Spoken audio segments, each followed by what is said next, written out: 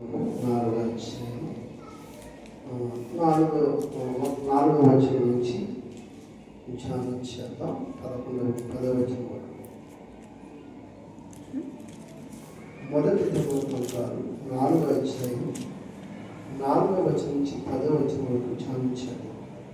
మరియు గెదోరీలకు పితరుడగు పెనూయేలును హూషాయీలకు పితరుడగు ఏజెరును వీరు బెత్లెహేమునకు తండ్రి అయిన ఎఫ్రాతాకు జ్యేష్ఠుడగు హూరునకు కుమారుడు తెకోవా తండ్రి అయిన అష్షూరునకు హెలా నయారా అని ఇద్దరు భార్యలుండి నయారా అతనికి అహుజామును హెపెరును తెమనీని హాయా హస్తారిని కనెను. వీరు నయరాకు పుట్టిన కుమారుడు. హెలా కుమారుడు ఎవరనగా జెరెతు, సోహరు, యత్నాను, కోజు, అనూబును, జొబేబాను, హారోము కుమారుడైన అహర్హేలు యొక్క వంశములను కనెను. ఎబ్బేజు తన సహోదరుల కంటే ఘనము పొందిన వాడై ఉండెను. వేదన పడి ఇతని కంటినని అతని తల్లి అతనికి ఎబ్బేజు అని పేరు పెట్టెను. ఎబ్బేజు ఇశ్రాయేలీయుల దేవుని గురించి మొర్రపెట్టి నీవు నన్ను నిశ్చయముగా ఆశీర్వదించి నా సరిహద్దును విశాలపరిచి నీ చెయ్యి నాకు తోడుగా ఉండ దయచేసి నాకు కీడు రాకుండా దానిలో నుండి నన్ను తప్పించుము అని ప్రార్థింపగా దేవుడు అతను మనవి చేసిన దాన్ని అతనికి దయచేసాను. హల్లెలూయా. దేవునికి స్తోత్రం. హల్లెలూయా. ఎబ్బేజు అనే ఒక ప్రాముఖ్యమైన వ్యక్తిని గురించి మనం వారి వంశాలలో మనం చూసినప్పుడు ఎబ్బేజు తేలాకు కుమారులో ఒకరికి వారి కుమారుడిగా జన్మించబడ్డవారు. దేవునికి స్తోత్రం. వాళ్ళ సహోదరులందరికంటే చాలా ఘనమైన వారు, ఘనముగా ఎంచబడ్డవారు. దేవునికి స్తోత్రం. అయితే ప్రియులారా, ఎబ్బేజును గురించినటువంటి ఒక మంచి మాట. ఎబ్బేజు అనగా దరిద్రుడు, ఎబ్బేజు అనగా పేదవాడు. కానీ మరి ఆ దరిద్రుడిని, ఆ పేదవాడు ఏంటి? ఎబ్బేజుని ఘనమైన వాడిగా దేవుడు ఇచ్చారు. తన కుటుంబం ఇచ్చి, తన తల్లి ఇచ్చి. దేవుడికి స్తోత్రంగా ఉంది. మరి ఆ తల్లి ఏమి చూసిందో తెలియదు, కానీ ఎబ్బేజులో మన సహోదరులతో కన్నా ఘనమైన వాడిగా ఎంచడానికి గల కారణాలు ఏంటో మరి మనం కొంచెం ముందుకు వెళ్తే మనకు అర్థమవుతుంది. నేను అనుకుంటుంది ఏంటంటే ఎబ్బేజు అనే వ్యక్తి పితృ దేవుడు అనేటి యెహోవా సన్నిధానం లేదా యెహోవాకు మొరపెట్టడం, యెహోవా నామమును బట్టి ప్రార్థన చేయడం, ఇది తనకిచ్చినట్టు గొప్ప భాగ్యం అని నేను నమ్ముతున్నాను. ఈ మనస్సు యెహోవాయే కలిగించాడు, యెహోవా చేతే ఘనమైన వాడిగా ఎంచబడ్డాడు అనడానికి ఒక ఉన్నతమైన నిజమని నమ్ముతున్నాను. వీళ్ళరా ఎట్లాగా ఏ విధంగా నమ్ముతున్నామో మనం ఆలోచన చేస్తే, లూకాసు వార్తలో సుంకరి అని ఒక వ్యక్తి ఉంటాడు. మనం చాలా సందర్భాల్లో చెప్తాం. ఈ సుంకరి ప్రార్థన చేసిన వారిలో మొదటి పేరు ఎవరి పేరు వస్తుందంటే కొత్త నిబంధనలో సుంకరి పేరే వస్తుంది.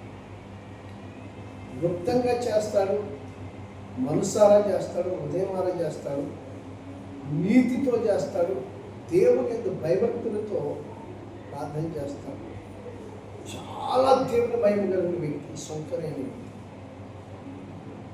ఈ సుంకరి ప్రార్థన చేస్తున్నప్పుడు సుంకరి దగ్గర ఇంకొక ఆయన ఉంటాడు, ఆయన ధనవంతుడు. వీరిరువురిని చూసినప్పుడు ఇద్దరు ప్రార్థన చేయడానికి దేవుని సన్నిధిలోకి వెళ్తారు. ఇక్కడ ఎబ్బేజు ప్రార్థన అలాగే ఉంటుంది, సుంకర ప్రార్థన లాగే ఉంటుంది. నిజానికి ఎబ్బేజు ప్రార్థనలకు సుంకర ప్రార్థన ఉంటుందని మనం నమ్మాలి. ఎందుకంటే అది పాత నిబంధన దినవృత్తాంతర గ్రంథం, మొదటి దినవృత్తాంతర గ్రంథము 4వ అధ్యాయంలో రాయబడ్డారు. మరి కొత్త నిబంధన లూకా సువార్తలో ఈ సుంకరి కోసం రాయబడ్డారు. మరి నూతన నిబంధనలో ఆకాశం వైపు కనులెత్తి 18వ వచనం చూస్తే, లూకా 18వ అధ్యాయం 10వ వచనం మనం చూస్తే, 11 వచనాలు మనం చూస్తే సుంకర ప్రార్థన మనకు అర్థం అవుతుంది. ఒకసారి చదువుతాం. లూకా సువార్త 18వ అధ్యాయం 10వ వచనము 11వ వచనం. ప్రార్థన చేయటకే ఇద్దరు మనుషులు దేవాలయంలోకి వెళ్ళిరి. వారిలో ఒకడు పరిసయ్యుడు, ఒకడు సుంకరి. పరిసయ్యుడు నిలువబడి, దేవా నేను చోరులను, అన్యాయస్తులను, వ్యభిచారులను ఇతర మనుషుల వలన నేను ఈ సుంకరి వలన నేను ఉన్నందుకు నీకు కృతజ్ఞతాస్తుతులు చెల్లించుచున్నాను. వారానికి 2 మార్లు ఉపవాసం చేసి నా సంపాదన అంతా 10వ చెల్లించుచున్నాను. తనలో తాను ప్రార్థించుచున్నాను.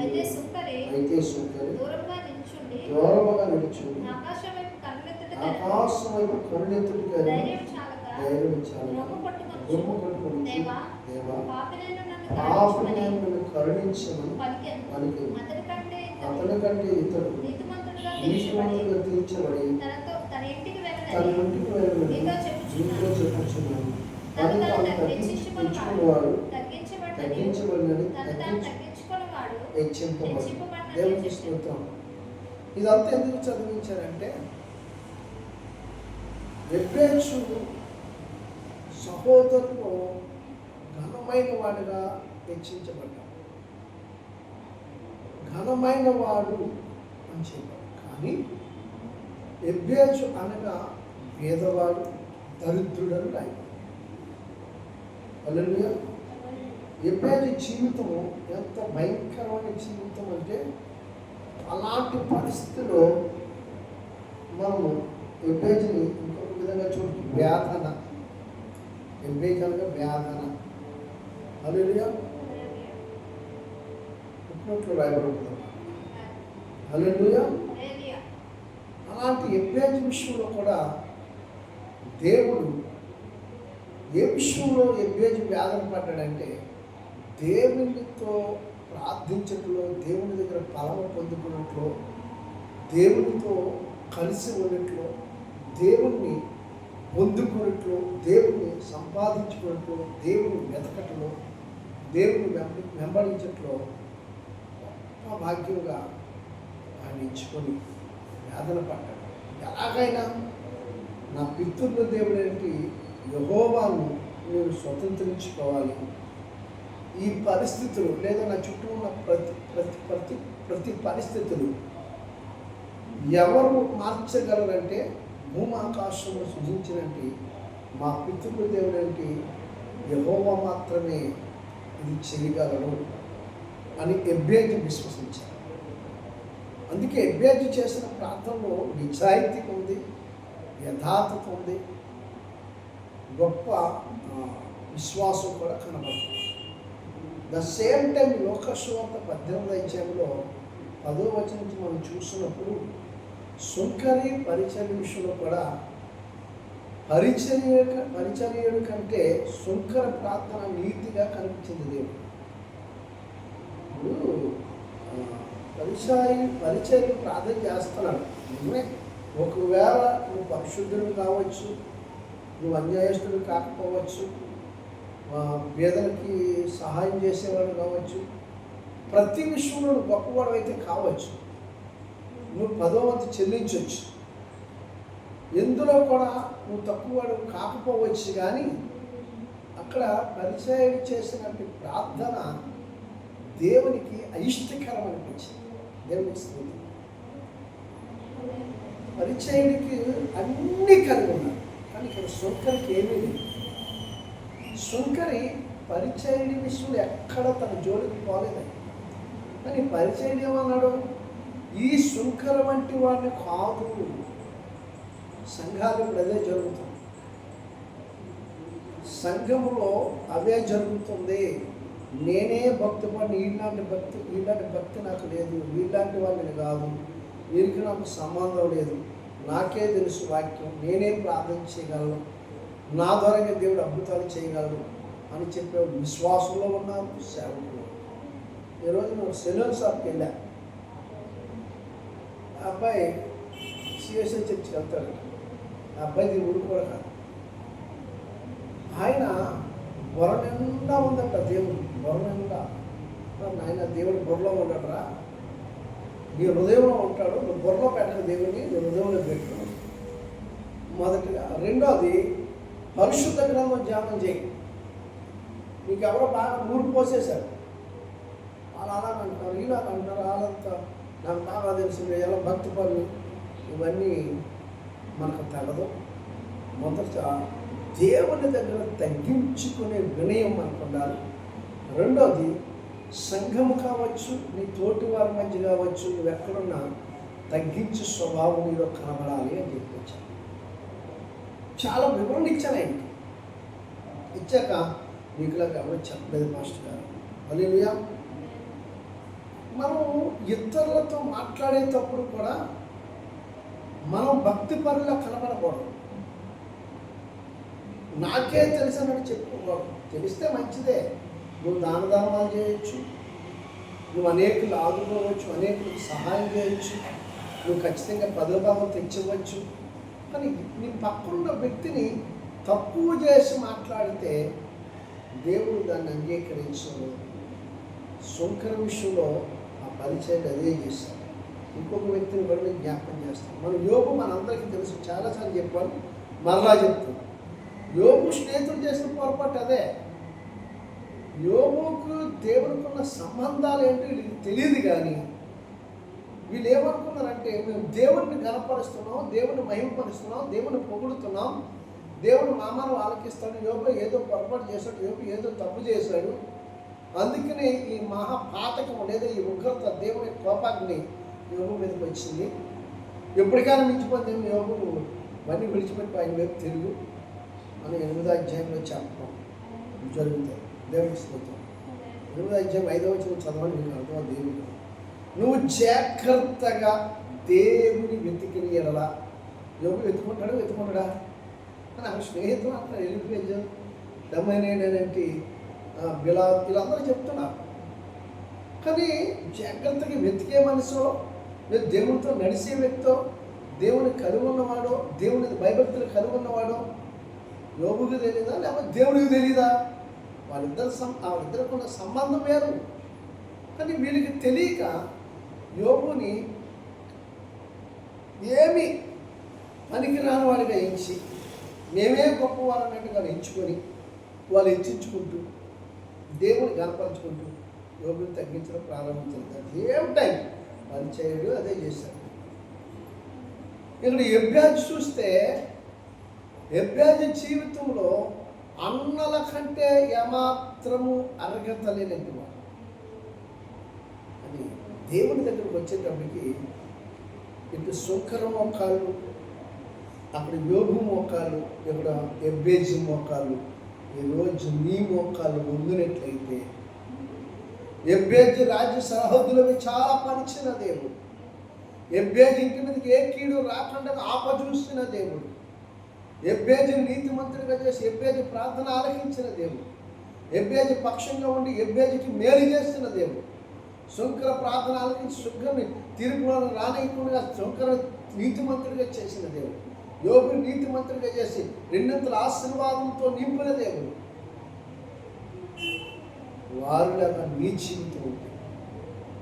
నీ తోటి వారికి, నీ నీకు చేతనైతే నీకంటే గొప్పగా ఎంచుకుంటూ, నీకంటే మంచి భక్తులు కావాలి, ఇంకా మంచి సేవ చేయాలి, ఇంకా మంచి విశ్వాసంలో వాళ్ళు ఎదగాలి, నాకంటే ఉన్నతమైన స్థితిలో దేవుని యొక్క భయభక్తులు కలిగి ఉండాలని మీ తోటి వారిని నువ్వు ఎంచుకున్నప్పుడు దేవుడిని నిశ్చిస్తాను. అది చివరిలో అదే చెప్తాడు అవకాశం. తాను హెచ్చించుకున్నవాడు తగ్గించబడతాడు, తాను తగ్గించుకున్నవాడు తగ్గించుకోవడం అంటే మాటల్లో కాదు, చేతల్లోనే కాదు. తగ్గించుకోవడం అంటే ఏదో నీకున్న దాంట్లో నీకు లేకుండా తీసేసి పెట్టేయడమే కాదు, భక్తి విషయంలో కూడా నువ్వు తగ్గించుకోవాలి. మొదటి పక్షం నీ ప్రవర్తన విషయంలో నువ్వు చేసే ప్రార్థన దేవునికి ఇంపుగాను ప్రీతికరముగా ఉండాలి. అది సువాసన వలె ఉండాలట, ఇంపైన సువాసనగా ఉండాలంట. నువ్వు చేసిన ప్రార్థన, నువ్వు వేస్తున్న ధూపం. ఎబ్బేజు వేసిన ప్రార్థన అలాగే ఉంది. ఆయన ఎందుకంటాడు చూడండి ఒక మాట. ఎబ్బేజు 10వ వచనం, ఎబ్బేజు ఇశ్రాయేలును దేవుని గురించి మొరపెట్టి నన్ను నిశ్చయంగా ఆశీర్వదించి నా సరిహద్దులు విశాలపరిచి నీ చెయ్యి నాకు తోడుగా ఉండు చేసి నాకు కీడు రాకుండా దాని నుండి నన్ను తప్పించు. హల్లెలూయా. ఇశ్రాయేలు దేవుడు, పితరుల దేవుడు. బేజుకి అర్థమైంది. చాలు ఈ మాట, ఏ కీడు రాకుండా నా మీద నీ చెయ్యి నాకు తోడుగా వచ్చి నన్ను తప్పించి, నేను ఎక్కడైతే ఉన్నానో అది నా సరిహద్దులు, నా పట్టణం కావచ్చు, నా సంఘం కావచ్చు, నా ఇల్లు కావచ్చు, నా గ్రామం కావచ్చు, నా రాజ్యం కావచ్చు, ఎక్కడ నువ్వు ఉంటే అక్కడ నీ సరిహద్దులు విశాలపరచమని. ఏ శత్రువు లేదా ఏ దుష్టాత్మ, ఏ రోగము, ఏ తెగులు, ఏ వ్యాధి, ఏ బలహీనతలు, ఏ అపాయాలు, ఏ ఆపదలు నిన్ను ముంచకుండా, ఆక్రమించకుండా, నీ మీద ఒకేసారి ఉపద్రవమైన పడిపోకుండా వస్తున్న సమస్త కీడును తప్పించడానికి నీ చెయ్యి నాకు తోడుగా ఉంచు. హల్లెలూయా. చెయ్య దేవుడు అసలు ఎప్పుడైతే తోడుగా ఉందో దేవుడు అలా తీసి అలా పక్కన పెడతాడు. ఎబ్బేజు ఎంత అద్భుతమైన ప్రార్థన చేస్తాడంటే, ఎబ్బేజుకి కలిగిన విశ్వాస సత్యత కూడినటువంటి నమ్మకమైన ప్రార్థనలో కలిగి ఉండాలి.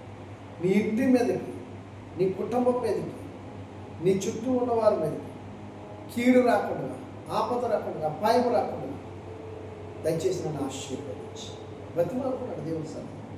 ఇక్కడ లోకాశ్వార్తలో కూడా ఆయన సుంకరి రొమ్ము కొట్టుకున్నట్టు ఆకాశం వైపు, అయ్యా నీ వైపు చూడటానికి ఆకాశం వైపు నా కన్నులెత్తడానికి కూడా నాకు ధైర్యం చాలలేదు. దేవుని స్తోత్రం. ఏం చాలలేదట? ధైర్యం చాలలేదట. ఆయన దూరంగా ఉండి అలా చూడు 13వ వచనం, అయితే సుంకరి దూరంగా నుండి ఆకాశం వైపు ఎత్తుడికైనను ధైర్యము చాలక రొమ్ము కొట్టుకొనొచ్చు, దేవా పాపినైన నన్ను మరొకటి తగ్గించుకుంటాం. పాపి అనే మాట నీ జీవితంలో రాలేదు అంటే నిజంగా నువ్వు పాపి. ఎందుకు తెలుసా? పేతురు గారు ఒక మాట చెప్తాడు, చాలా అద్భుతమైన సంగతి అది. 3వ అధ్యాయంలో, మొదటి పేతురు 3వ అధ్యాయంలో చాలా అద్భుతమైన ఆశీర్వాదాన్ని మనం పొందుకునేందుకు పేతురుతో దేవుడు మాట్లాడతాడు. ఒకసారి చూస్తారు అది. పేతురు రాసిన మొదటి పేతురు 3వ అధ్యాయం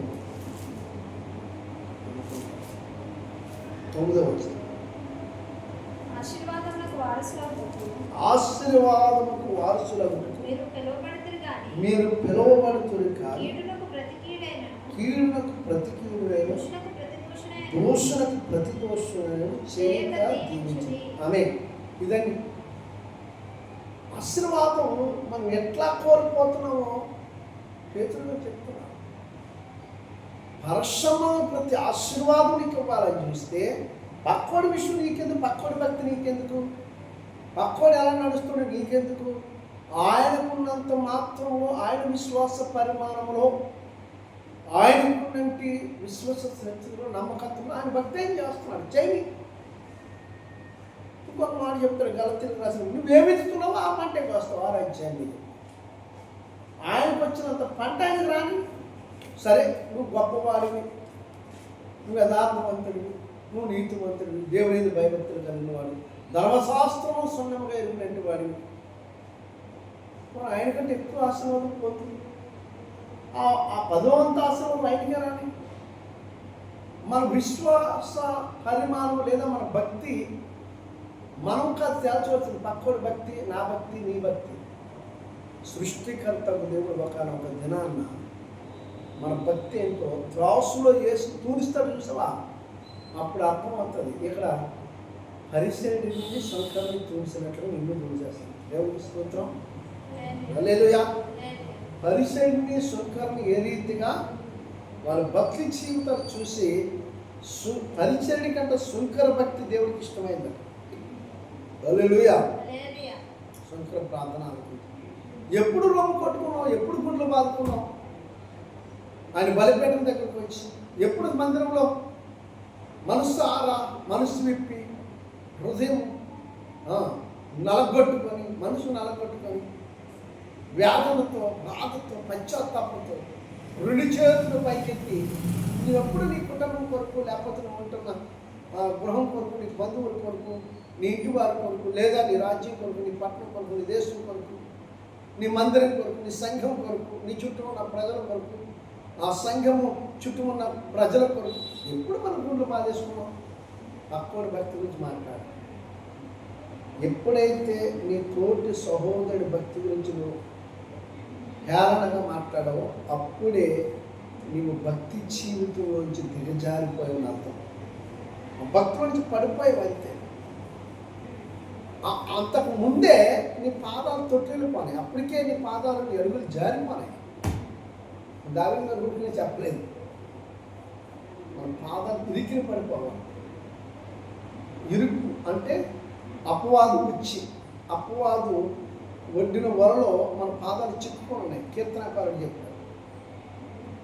ఎప్పుడైతే ఆ పాదాలు ఆ ఉచ్చులో పడ్డాయో సామెతల గ్రంథంలో కూడా చెప్తాడు, పచ్చి చూస్తుండగా వల వేయటం వ్యర్థం.